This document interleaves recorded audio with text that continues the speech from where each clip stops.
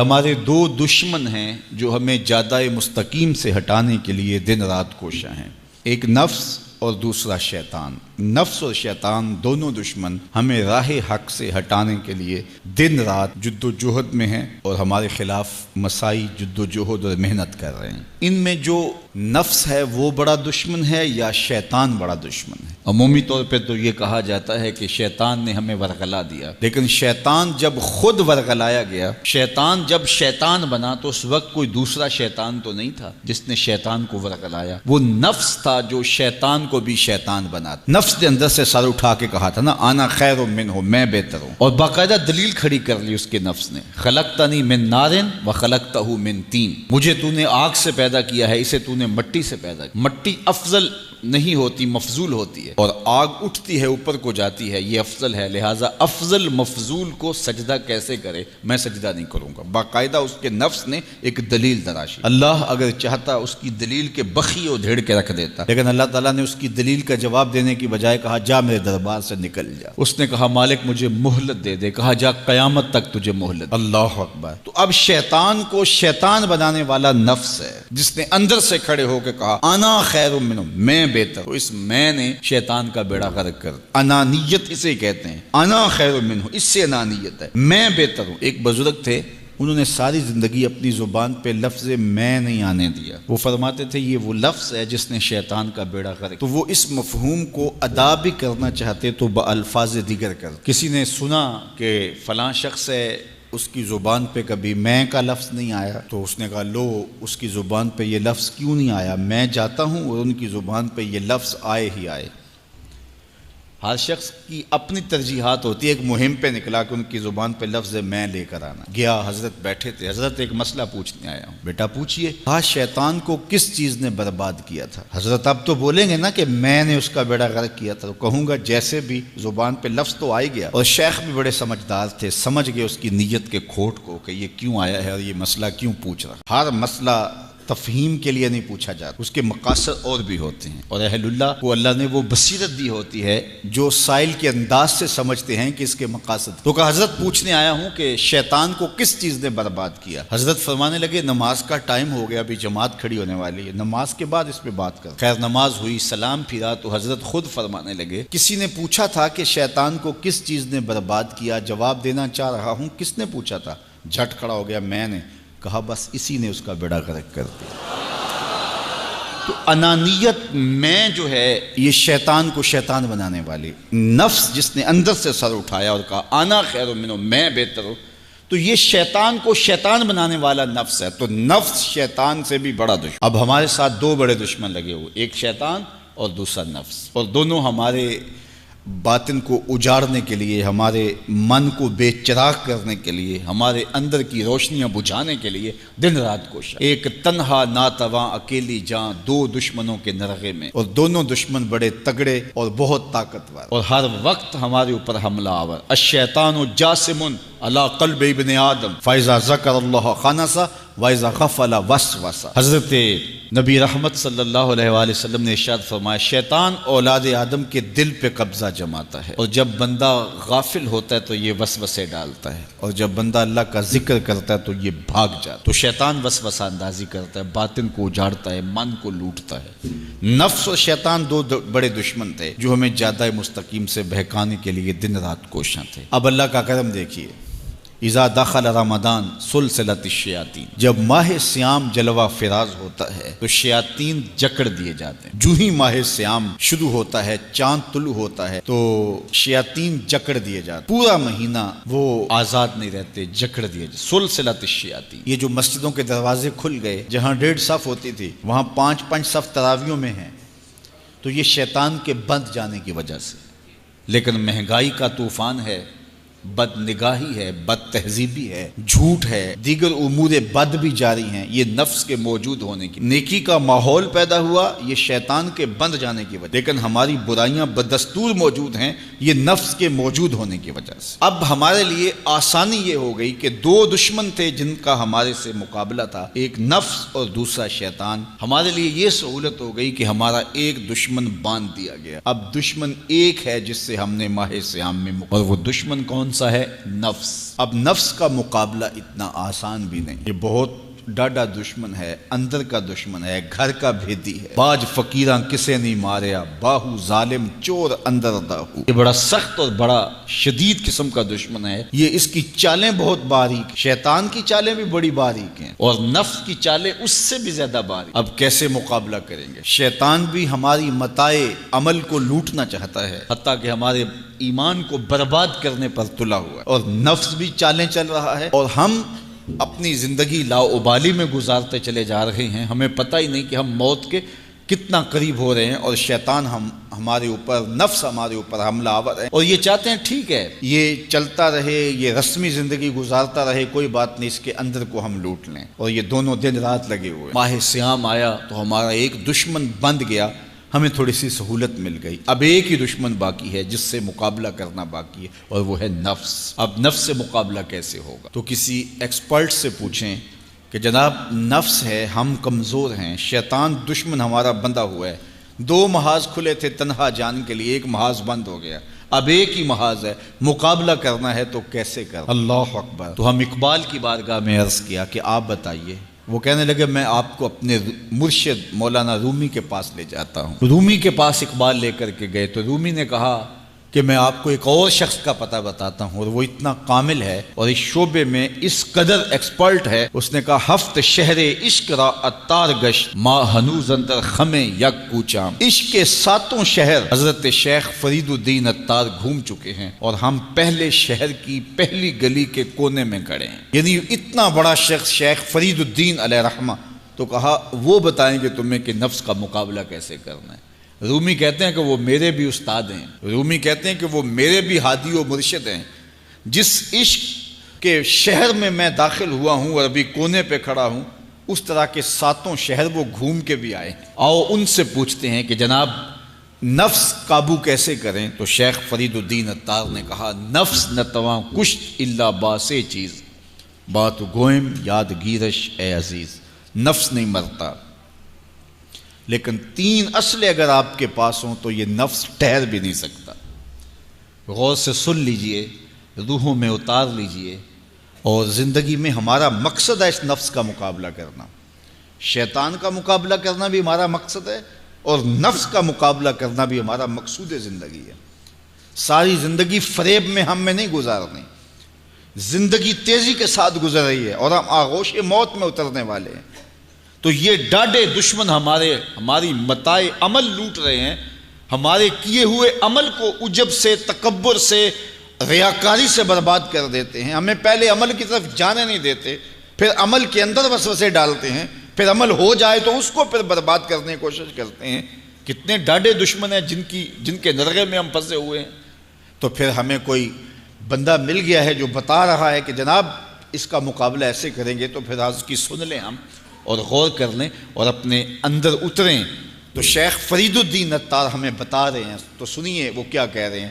نفس نتواں کشت الا باسے چیز، نفس نہیں مرتا، یہ بڑا ڈاڈا ہے، لیکن 3 اسلحے اگر آپ کے پاس ہوں تو یہ ٹھہر بھی نہیں سکتا۔ وہ 3 اسلحے کون سے ہیں؟ خنجر خاموشی و شمشیر جو، نیزائے تنہائی و ترک ہجو۔ ایک خاموشی کا خنجر، دوسرا بھوک کی تلوار، اور تیسرا تنہائی کا نیزہ۔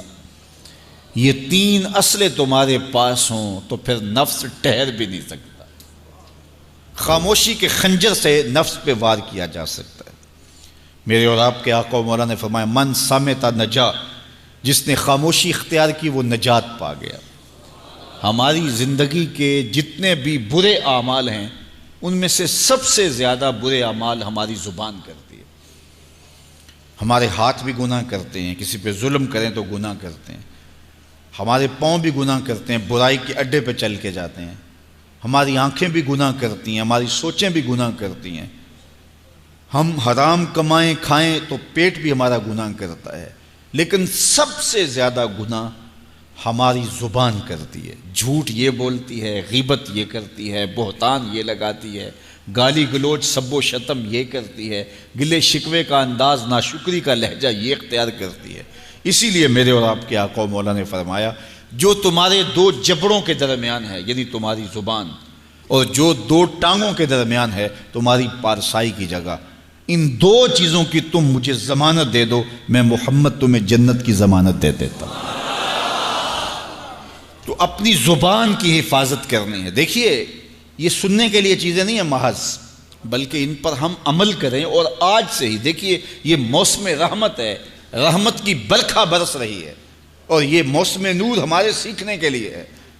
تو ہم اپنے نفس کو کیسے قابو کریں گے؟ دو دشمن تھے، ایک بندھا ہوا ہے، چھوٹ کے کچھ نہیں کر سکے گا اگر نفس کو قابو میں کر لیا، اور اگر ہم نفس کنٹرول نہ کر سکے وہ تو جہنم کی آگ میں اور زنجیروں میں جکڑا ہوا پیچ و تاب کھا رہا ہے کہ یہ جو ٹوپیاں پہنے ہوئے مسجدوں میں جاتے ہو نا، میں عید کے دن نپٹ لوں گا تم سے، وہ تو اور نفس کے ساتھ مل کے ہمارا بیڑا غرق کرے گا اور ہمیں اور دور کر دے گا، اور ہماری باطنی اساس اور بنیاد اور کمزور کر دے گا۔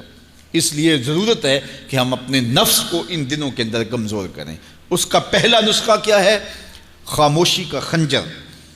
آپ جب خاموشی اختیار کریں گے، زبان کو صرف ضرورت کے لیے استعمال کریں گے، تو پھر نتیجہ کیا ہوگا کہ آپ کے گناہ بہت کم ہوں گے، جھوٹ کم ہوگا، غیبت نہیں ہوگی، بہتان تراشی نہیں ہوگی، دیگر اعمال جو زبان کے ذریعے سے صادر ہوتے ہیں، اور ہم گناہوں میں اضافہ کرتے چلے جاتے ہیں۔ تو زبان کو اگر کنٹرول میں کر لیں گے، اللہ اکبر، حضور علیہ الصلوۃ والسلام نے زبان کے کنٹرول کرنے کی تلقین کی، اور یہ بغیر ہڈی کے گوشت ہے، اس کو سنبھال لیا جائے، 32 دانتوں میں جکڑ کے رکھی گئی زبان ہے، لیکن یہ پھر بھی قابو میں نہیں رہتی۔ اس کو کنٹرول میں کر لو، اس کو قابو میں کر لو۔ ایک روایت میں آتا ہے جب صبح ہوتی ہے تو سارے اعضائے بدنیاں زبان کے آگے ہاتھ جوڑتے ہیں کہ بی بی تو نہ کچھ کرنا، تیری وجہ سے ہم سزائیں کاٹیں گے اور اذیتیں پائیں گے۔ تو زبان کو قابو میں کرنا، اور اس کا علاج کیا ہے؟ خاموشی۔ من صمت نجا، جو خاموش ہوا وہ نجات پا گیا۔ خنجر خاموشی، خاموشی کا خنجر ہو تو نفس کے لیے بہت بڑا وار ہے۔ دوسری بات، شمشیر جو، بھوک کی تلوار۔ بھوک کے ذریعے نفس کشی ہوتی ہے۔ نفس کا مقابلہ بھوک سے ہم کر سکتے ہیں، چونکہ جب بھوک ہوگی تو اس وقت بہت ساری خواہشات جو ہیں وہ دم توڑ جائیں گے۔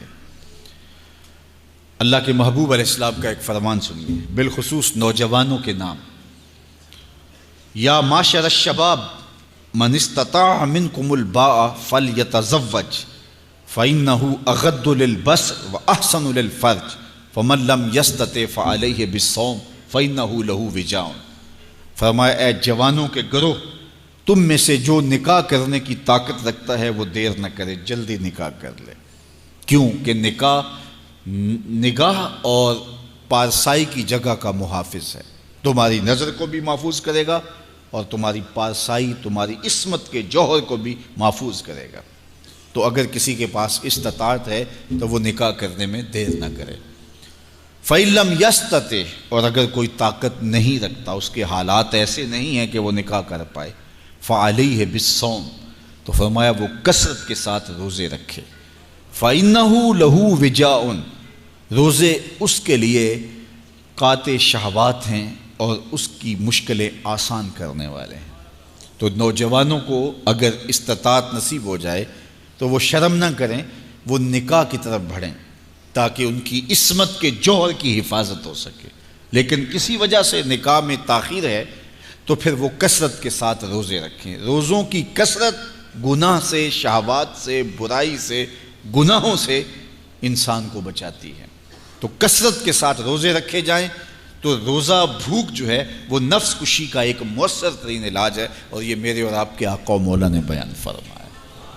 تو بھوک کی تلوار جو ہے یہ نفس کشی کا ایک مؤثر ذریعہ ہے، اور نفس کا سر کاٹنے کے لیے بھوک کی تلوار ہمیں ہر وقت حمائل کیے رکھنی چاہیے، اور ہر وقت اپنے ساتھ لٹکا کے رکھنا چاہیے۔ کثرت کے ساتھ ہمیں روزے رکھنے چاہیے۔ تیسری بات فرمایا نیزہ تنہائی، تنہائی کا نیزہ۔ جب آپ عمومی طور پہ مجلسی زندگی میں ہوں گے تو بہت ساری خطائیں اور بہت سارے گناہ مجلسی زندگی میں آپ سے سرزد ہوں گے، تو جب آپ تنہائی اختیار کر لیں گے تو بہت سارے گناہوں سے بچ جائیں گے۔ حضرت شاہ نقشبند بخاری علیہ رحمہ فرماتے ہیں کہ فقیر کے لیے سب سے بہتر جگہ اللہ کا گھر مسجد ہے، یا پھر کامل شیخ کی صحبت ہے، یا پھر تنہائی ہے۔ چوتھی جگہ سوائے ہلاکت کے اور کچھ نہیں ہے۔ العافیۃ فی العزلہ، عزلت میں، تنہائی میں عافیت رکھی گئی ہے۔ اس لیے اپنے آپ کو ایسے ہجوم میں، ایسی جگہوں پہ لے جانے سے روکیں، اپنے آپ پر ضبط کریں جہاں نظر پاک نہیں رہتی، جہاں خیال کی پاکیزگی کا سامان نہیں رہتا، اور جہاں آپ کی جو ہے وہ آپ کی زبان محفوظ نہیں رہتی۔ دوستوں کے ساتھ بیٹھیے، آپ عزیزوں رشتہ داروں کے پاس جائیے، ضرور ملاقات کیجیے، لیکن اس کا ایک اعتدال ہونا چاہیے۔ اگر آپ سمجھتے ہیں کہ کسی جگہ جاتے ہوئے، کسی جگہ پہنچ کر آپ کی نظر میں پاکیزگی نہیں رہے گی، خیالات میں گندگیاں گردش کرنے لگ جائیں گی، سوچوں میں آوارگی آنے لگ جائے گی، تو وہ شادی کی تقریب ہو یا کوئی اور تقریب ہو، وہاں جانے سے اپنے آپ کو روک لیں، کیونکہ وہاں جا کے آپ اپنا کوئی فائدہ نہیں کر رہے، اپنا نقصان کرنے جا رہے ہیں۔ تو جہاں آپ کو یقین ہو کہ آپ وہاں اپنے آپ کو بچا نہیں پائیں گے، اپنی حفاظت نہیں کر پائیں گے، تو وہاں سے تنہائی بہتر ہے، وہاں سے عزلت بہتر ہے۔ تو یہ تین چیزیں ہم اگر کر لیں تو یہ نفس کشی کا ایک مؤثر ذریعہ ہے۔ اب ماہ صیام کے اندر اللہ تعالیٰ یہ تینوں چیزیں ہمیں نصیب کرتا ہے۔ ہم زیادہ بولتے نہیں ہیں، روزے سے ہوتے ہیں، بلکہ فرمایا اگر تم سے کوئی شخص بحثے، کوئی الجھے، کوئی لڑائی کرنا چاہے، بدتمیزی کرے، تو اس سے کہو انی صائم، میں روزہ رکھا ہوا ہے۔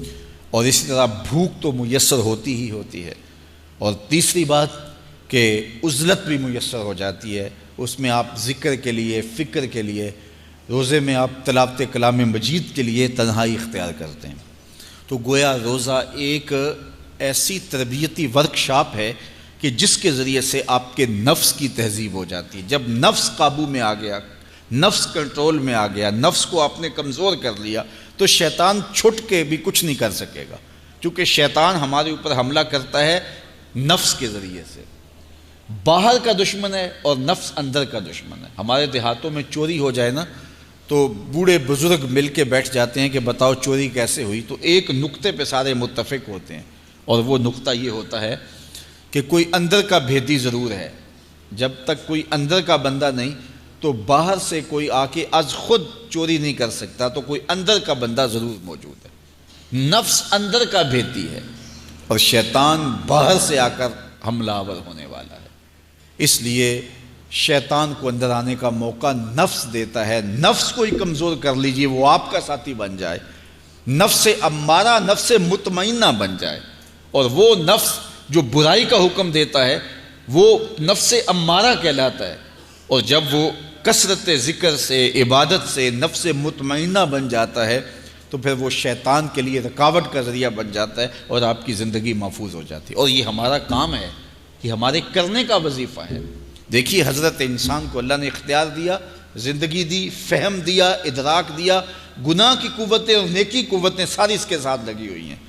اس نے صرف ایک لا ابالی شخص کی طرح زندگی نہیں گزارنی کہ جو سامنے آ گیا کھا لیا اور جو زبان پہ آ گیا بول دی، ایسا نہیں ہے۔ یہ تو انسان ہے، اس کو تو اپنی زندگی کی راہیں خود متعین کرنی ہے کہ میری دنیا آخرت کے لیے نفع بخش کیا چیز ہے اور نقصان دہ کیا چیز ہے۔ انا ہدیناہ السبیل اما شاکرا و اما کفورا، کہ ہم نے اس کو دونوں راہیں دکھا دی، وہدیناہ النجدین، اس کو پتہ ہے یہ اچھائی ہے، یہ برائی ہے، اس نے اس سے اجالنا ہے اپنے اندر کو اور اپنے باطن کو سنوارنا ہے۔ تو ماہ صیام ہمارے لیے موسم رحمت اور موسم نور ہے، جو ہمارے اندر کی روشنی کا سبب اور ذریعہ ہے۔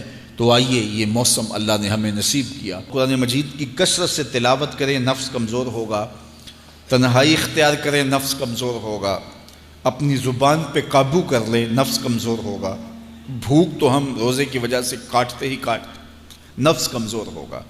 اب شیطان چھٹ کر بھی عید کے دن ہمارا کچھ بگاڑ نہیں سکے گا اگر ہم نے اپنے نفس پہ قابو پا لیا، اور اگر نفس پہ قابو نہ پا سکے تو شیطان تو پھر پیچ و تاب کھا رہا ہے، اور وہ ہمارے اوپر پھر اور زور و شور کے ساتھ حملہ ہوگا اور ہماری متاع عمل کو لوٹ لے گا۔